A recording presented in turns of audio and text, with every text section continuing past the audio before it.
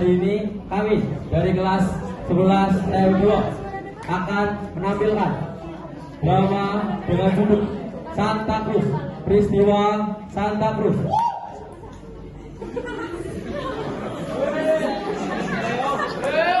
Langsung saja kita mulai dan selamat menyaksikan.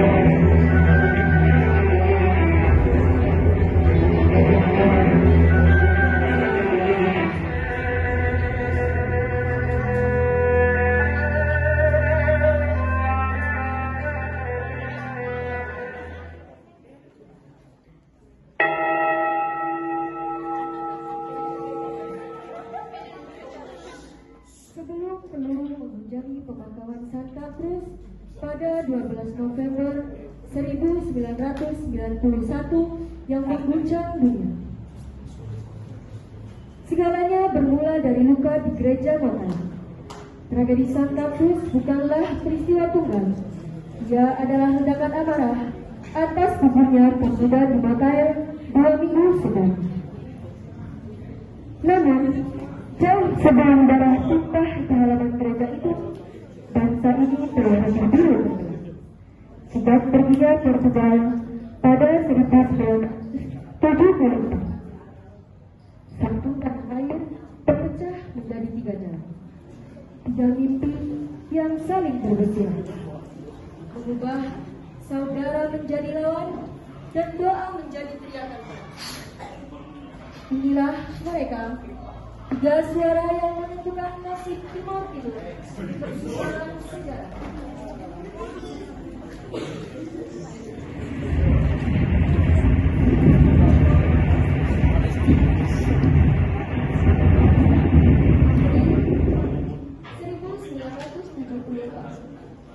Revolusi bunga meledak di Portugal menjajah tapi mereka meninggalkan sebuah kotak Pandora di Timor Timur. Orang-orang mulai bermimpi, namun mimpi mereka berbeda-beda. Dari meja-meja kopi di diri hingga ke pelosok gedung, 3 bendera dikibarkan.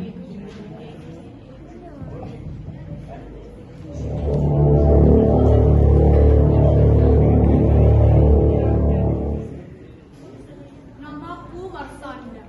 Aku adalah PDT. Posisi kami jelas. Ayahku melayani pemerintah Portugal dengan setia. Dan kami bukan orang-orang bodoh yang akan melepaskan Lisbon begitu saja tanpa perhitungan. Merdeka. Ya, tentu saja itu tujuan akhirnya. Tapi bukan di sini. Kita butuh waktu. Mungkin 15 atau 20 tahun lagi. Kita butuh stabilitas, bukan kekacauan. Coba bayangkan, jika kita memaksakan merdeka sekarang, kaum tani yang buta huruf itu, mereka hanya akan menghancurkan semua yang telah kita bangun. Mereka tidak mengerti apa-apa. Kaulah kelas kami yang menjaga tani ini agar tetap berada. Dan kami telah terpelajar garda depan menuju gerbang kedaulatan. Mereka ingin kemerdekaan bertahap di bawah naungan Federasi Portugal. Mereka adalah suara kaum elit yang takut akan perubahan radikal.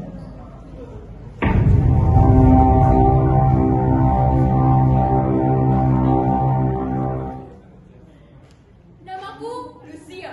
Aku adalah Freddy. Apa yang dibilang sama Nona tadi? Hah? Nunggu 20 tahun lagi? Itu membiarkan rakyat menjadi budak. Kami nggak mau mencium tangan gubernur Portugal. Kami ingin menentukan nasib kami sendiri sekarang juga. Dan kami masuk ke desa-desa mengajarkan rakyat membaca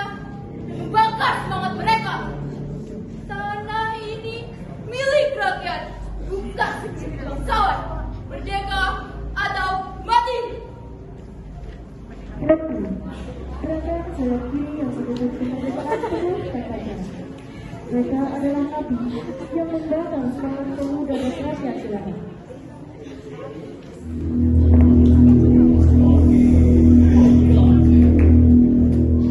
Namaku Lorenzo. Aku adalah Apodeti. Kalian ngomongin tentang mimpi, tapi aku bicara tentang perut dan keamanan.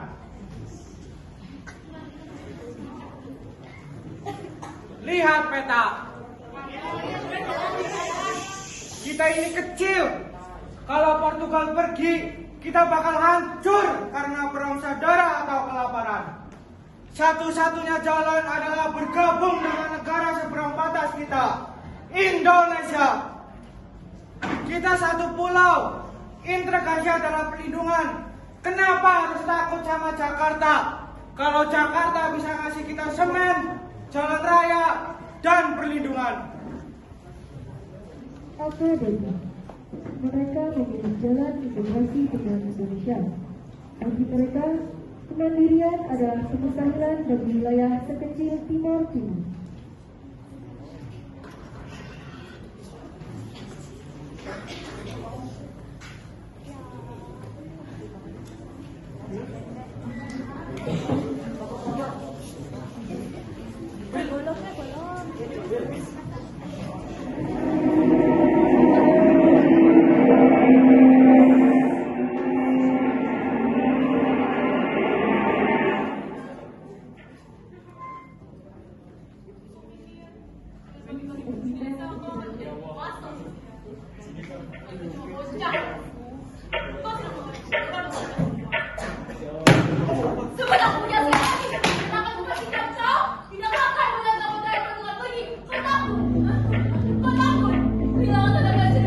Lepaskan Rusia!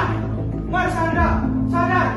Di perbatasan kota, tentara Indonesia sudah menunggu tembok terpecah belah kayak gini. Kalian lagi kasih mereka alasan untuk masuk dan menghancurkan kita semua. Dan kau kedua negara. Kau ini kan dulu di Jakarta sebelum kami sempat berdiri tegak. Kau lebih rendah dari sampah, Lorenzo. Cukup bicaranya. Meja ini sudah terlalu kecil untuk kita bertiga.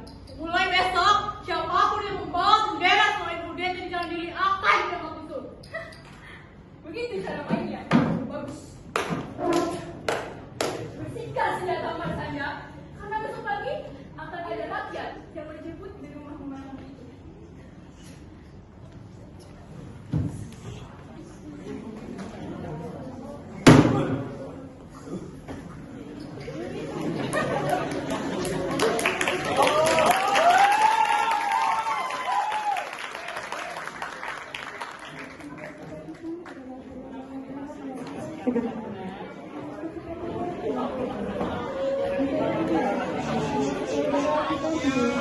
Lalu sebagai monster yang akan berlaku biasa.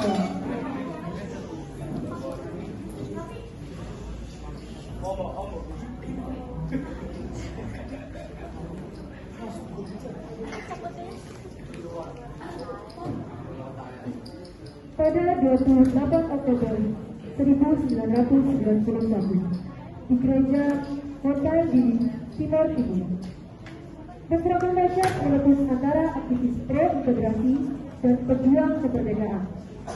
Pembatalan kunjungan delegasi Portugis bersama wartawan dunia oleh Indonesia. Jurnalis Australia, Bill Gates. Suara kritis membongkar pelanggaran HAM Timor membuat rezim ketat. Setelah buruk mengancam mata dunia, kemarahan membara, situasi mendidih membara.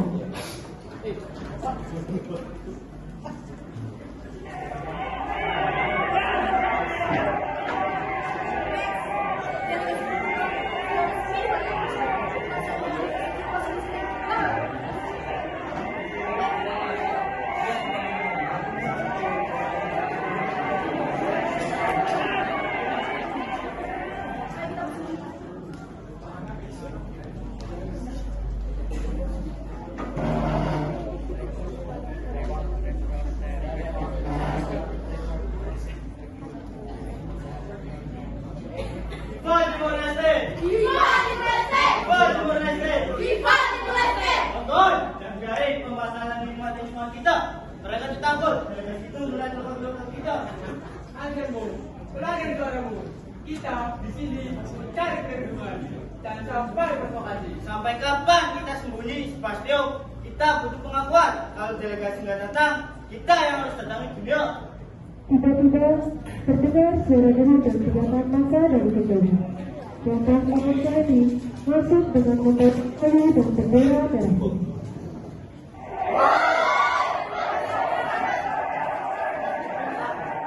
Kalian pikir gereja ini gereja punya kalian? Hah? Apa itu? Kita ini saudara, satu tanah, satu darah. Mengapa kau bawa amarah ke rumah Tuhan? Bersaudara, kalian cuma provokator yang berbangunan. Jangan kotorin kota ini dengan protes sampah kalian. Di halaman gereja Bethel, Alfonso dan Spastio berdiri berhadapan. Massa di belakang mereka tertahan oleh ketegangan kata-kata. Dasar kalian, pergi dari sini. Hei, kenapa kalian tidak pergi dari sini? Bangsat kalian sekalian, kalian pengkhianat. Bajingan kalian. Dasar apa kalian ini juga? Bikin malu. Alah, Siapa kalian saya angkat dari kalian dari tanah kami? Jalanan berbukti di bukti nyata. Berbanding di sampah kalian. Kalian itu rusak. Aspal, gak bisa dituduh dengan kami yang betul. Kau amarah ke Tuhan hanya untuk membela Tuhanmu. Jaga mulutmu. Kalau kalian masih nggak tahu diri, di halaman ini bakal jadi saksi kehancuran kalian. Silakan. Tapi ingat, secara mencatat siapa yang jujur, bukan siapa yang paling kuat mukul. Ledakan amarah tak terbendung lagi.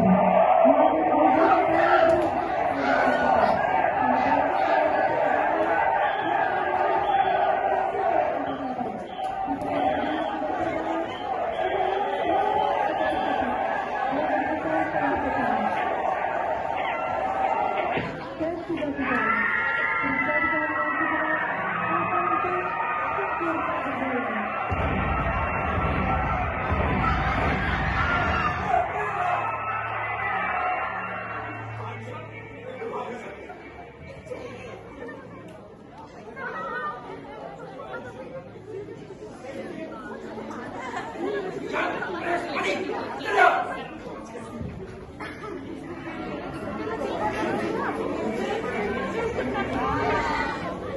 karena mahasiswa dan aktivis pro kemerdekaan terlibat ke gereja Bethel mencari kebenaran ini.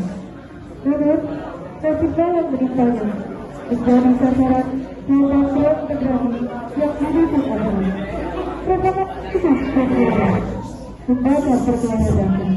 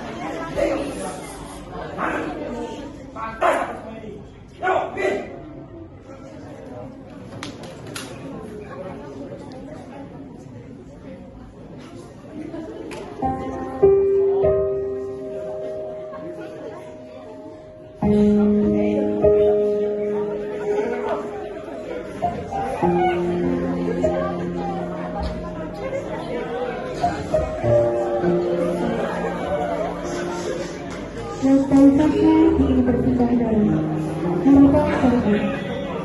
Tapi sebagian dari hal justru melihat api amarah yang membedakan. Ini bukan air, melainkan awal daripada yang akan dibasah banyak.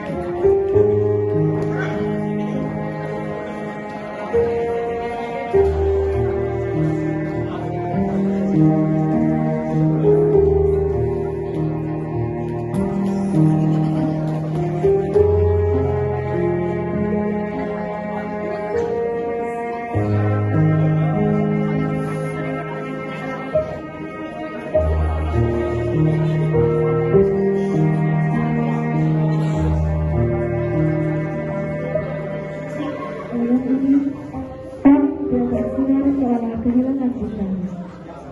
Dalam rumah Clara dan Reka ini, lantas akan berhenti bertanya. Hanya ada aroma kayu peti yang masih segar dan baunya tanah dari lantai yang meredup. Di sini, kesedihan bukan lagi sekedar air mata, melainkan sebuah korban besar atas hilangnya seorang putra bangsa. Sebastian telah pulang.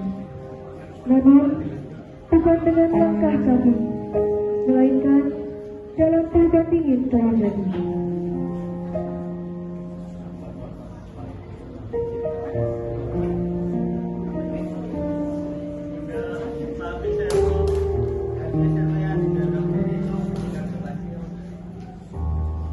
Tadi sore, Bunda masakin saya kesukaannya. Bunda taruh di meja. Bunda tutupin pakai tulis lagi. Bunda tunggu sampai makan ini. Tapi nggak pulang-pulang. Ternyata dia pulang dengan cerita ini sama.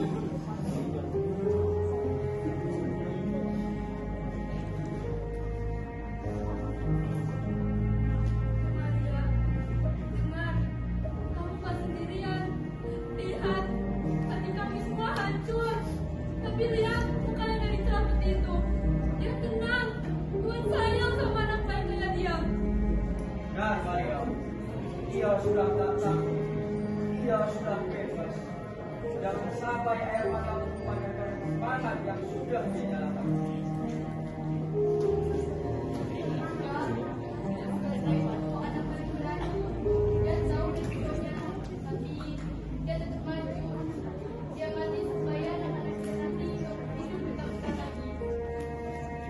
Maria, kita semua ikut berduka, bukan cuma kamu. Tapi kita nggak boleh kalah sama sedih.